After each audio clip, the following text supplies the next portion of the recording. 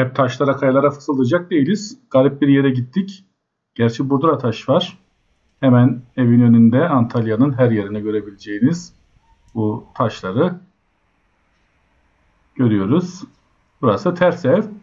Muratpaşa Güzelova Mahallesi'nde bulunan Antalya şehir merkezindeki ilk ve tek ters ev. Çok enteresan bir yapı. Hemen girişine bir çocuk parkı diyebileceğimiz ufak bir yer yapılmış. Buraya şirinler yerleştirilmiş. Ev daha görürken başınızı döndürüyor. Çok ufak bir alanın üzerine oturtulmuş. Düzü değil, eğri olarak oturtulmuş. Sanırsam yaklaşık 8-9 santimlik bir eğim var. Aksiyon Parkı adı altında bir park da yapılmış burada. Köpekler var civarda. Ve ana yola çok yakın olduğu için gürültülü bir ortam. Ancak rengiyle ve her şeyin ters olmasıyla insanın dikkatini çekiyor ve başını döndürüyor. İçine gireceğiz birazdan. İçine girince eminim ki daha da garip şeylerle karşılaşacağız. Çevrede büyük binalar var ve burası girişi çocuk oyun odası.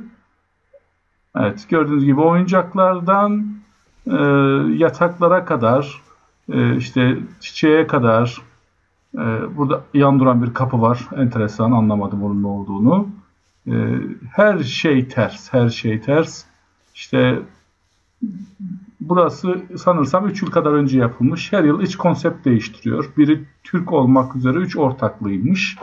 20 lira giriş ücreti var. Ancak değiyor buna. Lakin içinde çok dikkatli olmak lazım. Ani hareketleri yapmamak lazım. Çünkü baş dönmesi hissi hemen oluşmaya başlıyor. Dışarının normal olduğunu size gösterelim. Evet, burası gördüğünüz gibi normal dünya. Tekrar içeriye döndüğümüzde ters dünya tekrar karşımıza geliyor. Tabi konsept sık sık değiştiriliyor fotoğraflar aynı olmasın diye. Firmalar da sanırsam buraya kendi reklamlarını vermeye çalışıyorlar. Bazı reklamlar var. Ancak bu enteresan yer bir evin ters duruşu. Mesela girdiğimiz yer aslında terasın kapısı. Ana kapıyı üst katta, daha doğrusu alt katta da ters olunca üst katta göreceğiz. Her şeyle ters demiştim. Üst kata çıkıyoruz. Burada bir merdiven var. Çıkması epeyce de zor. Ondan çıktıktan sonra içeride işte koltuklar tavana resmen yapıştırılmış. Her şey ters. Dediğim gibi koca mutfak ters. Mutfakta şimdi buzdolabının içini birazdan göreceğiz. Evet, masa. Mesela kahvaltı yaptıkları yer. Evet, elektrik süpürgesi. Kenarda yine bir oyuncak. Televizyon. Sehpası. Ve buzdolabının içindeki eşyalara kadar her şey ters yapılmış. Yani aslında tavanda yürüyoruz.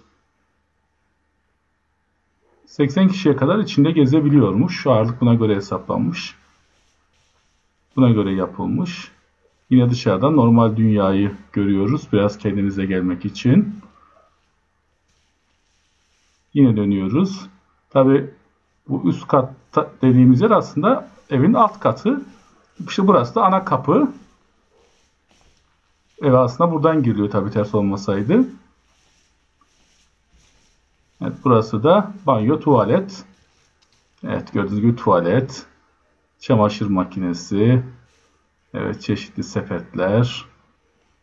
Havlular. Her şeyi ters yapmışlar. Bir evde 2+1 bir evde, dubleks bir evde bulunabilecek her şey yapılmış. Çok değişik bir yer. Geldiğimizde mutlaka dediğim gibi yavaş yavaş gezin, dolaşın ve çok fazla içeride kalmayın. Baş dönmesiyle ilgili bir rahatsızlığınız, sıkıntınız varsa gezmemenizi öneririm. Seri bir şekilde gezmenizi bitirip dışarıya çıkın. Evet, buradan da çıkıyoruz. Şimdi yan tarafta yatak odası var. Evet, yatak odasının ters halini görüyorsunuz.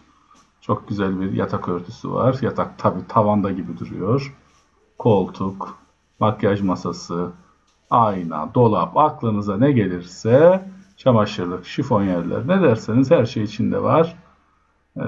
Bu yerleştirilmiş vaziyette, hatta klima çalışıyor. Yine dış dünyaya bakarak bir kendimize geliyoruz. Böyle enteresan yerleri gezmekten hoşlanıyorsanız farklı bir aktivite olarak Güzeloba'da bulunan bu Antalya Ters Evi'ni gezebilirsiniz. Kanalımıza abone olursanız, videolarımızı beğenirseniz çok mutlu oluruz. Hepinize teşekkür ediyorum.